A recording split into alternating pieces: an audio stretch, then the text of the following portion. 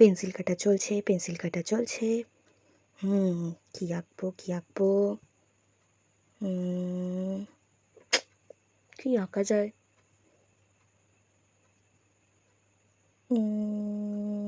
ভাবতে ভাবতে এই একটা আইডিয়া পেলাম। ভাবছো তো কি আঁকছি?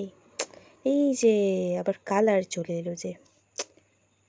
আমার না একটা বদ অভ্যাস আছে, এই যে কালার প্যালেট তো কোনো দিন আমি ধুই না, আর সেটার জন্য কালার প্যালেট আমার গেছে নষ্ট হয়ে। আর তারপরে এই ডিব্বাটার ঢাকা হয়ে গেছে আমার কালারের প্যালেট। আর সেই কালারের প্যালেটটার ওই একই অবস্থা, মানে ওই ডিব্বাটার ওই একই হাল। তাও কি আর করা যায়?